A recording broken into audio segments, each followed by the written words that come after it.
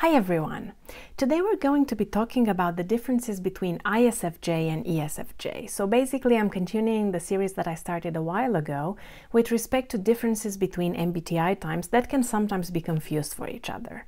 I've made quite a lot of videos in this series, things like INTJ versus INFJ, ISTP versus INTP, ENTJ versus ENFJ, ENFJ versus ESFJs, and many more. So feel free to check that out. But today I will be focusing on the differences between ESFJ and ISFJ. So all about that in the next few minutes. If you haven't already, please don't forget to like and subscribe, and let's dive in. So these two types have a lot in common. Firstly, because they have 3 out of 4 preferences or letters as the same ones: sensing, feeling, and judging. Secondly, because in terms of cognitive functions, they both have strong extroverted feeling and introverted sensing. And of course, extroverted intuition and introverted thinking as their 3rd and 4th functions, but in a different order. They also have the same temperament because they are both SJ types, also known as guardians in David Kersey's theory, which also means that there are a lot of similarities between these two types. However, what are the things that can help us tell the two apart? We will start by looking at some differences on a more surface level between extraversion and introversion. We will then proceed to talking about some slight differences in cognitive functions, because even though there are a lot of similarities here, the archetypes are different. And thirdly, we will also talk about interaction styles as part of Linda Burns's interaction style theory.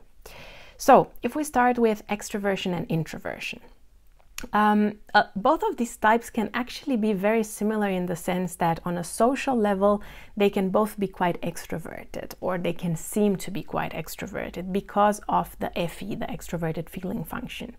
I know so many ISFJs who can easily be perceived as extroverts because on a social level a lot of them are very connected to their communities, to their co-workers, friends and families.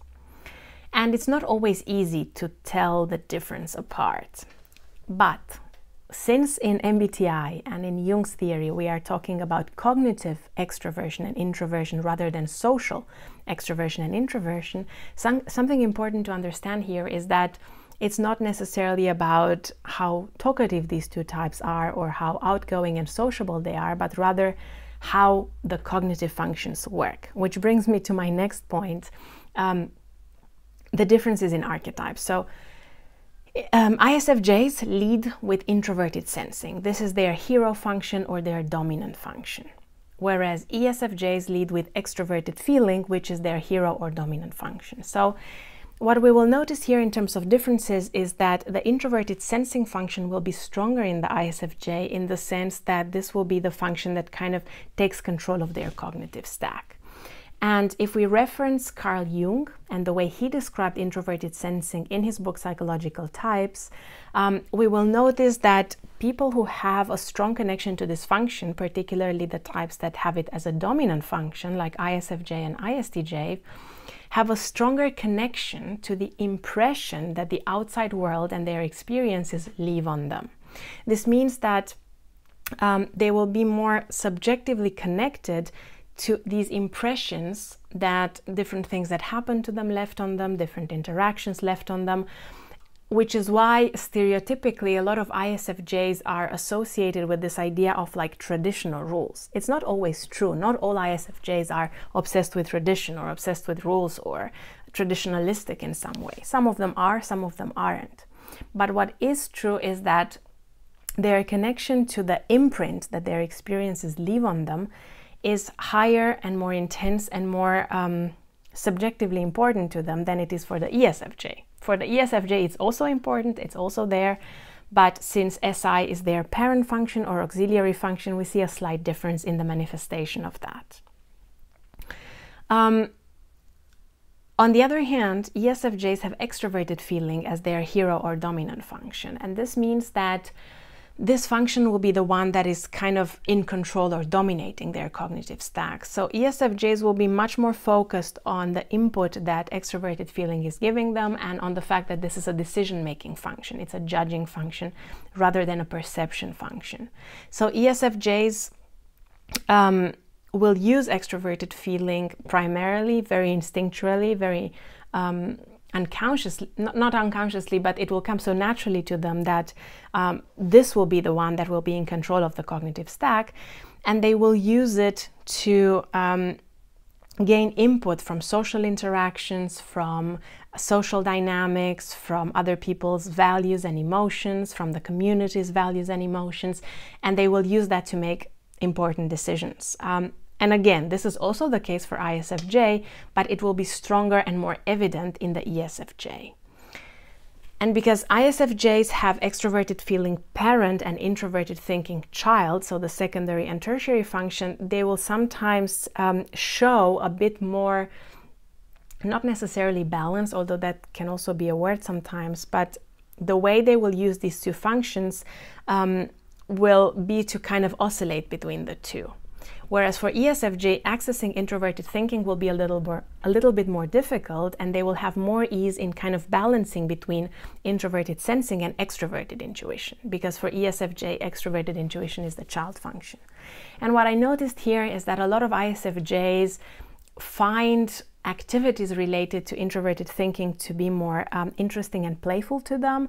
Especially later in life, they might be more interested in like logical puzzles or at understanding logical frameworks, finding theories that they can use to explain things in their own minds on a more logical level or analytical level, whereas ESFJs will find extroverted intuition to be more of a playful area because that's their child function. So they will be more interested in engaging in activities that are any related or connected, and that will help them find relief, that will help them maybe have more fun and things like that. So the ESFJ will engage with extroverted intuition to explore different ideas, maybe to sometimes even do more spontaneous things that you would not always expect from them. And I've seen a lot of ESFJs around ENTPs and ENFPs with hero extroverted intuition finding a lot of relief in the spontaneity and the flexibility that is created in an environment that has more NE in it, in a way. Whereas the ISFJs might feel the same way in dynamics with ISTPs and INTPs, where there's more introverted thinking and their own child introverted thinking is stimulated. Okay, and then in terms of the interaction style differences, ESFJs are get things going types, according to Linda Burns' theory, whereas ISFJs are behind the scenes types. So here there's a difference. ESFJs are more likely to be seen in teams, in companies, as catalysts or facilitators. People who are good at getting other people excited about new projects, new ideas, new activities. People who are good at kind of coming up with a new idea. Okay, we can do this together as a team, we can do this together as a company, as a family, whatever the context. And kind of mobilizing other people to also join that particular activity or project.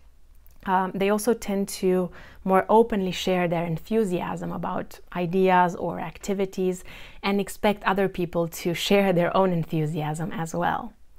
Whereas with ISFJ, something that is more obvious is that they are a little bit quieter in that sense. They are a little bit more focused on building the blocks and planting the seeds of something that in the long run might have its benefits. And what I noticed, especially in the workplace, is that a lot of ISFJs might take a little bit longer to perfect something or to show performance with respect to a particular topic or a particular job.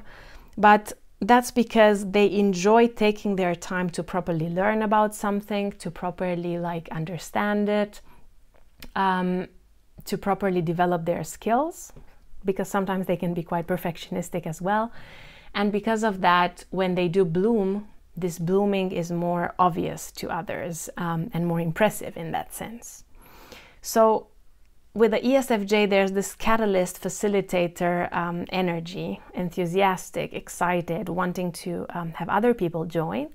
Whereas with ISFJ, we have a slightly more, let's say, steady energy where they're focused on planting the seeds, perfecting, taking their time before they bloom. And I would say this is something you can see more in the workplace. You can notice it in like personal relationships, but it's even more obvious in the workplace. Okay, so these are my thoughts on some of the main differences between ESFJ and ISFJ. I hope this video was helpful to you. If you want to know more, feel free to also check out my newsletter, sign up for it. I send articles every 2 or 3 weeks on typology, and I also offer coaching sessions aimed at helping you engage in a self-development process. But again, to find out more about that, check out the link in the description, which will take you to my website. Thank you very much for being with me and for watching this video, and see you next time with another video on typology.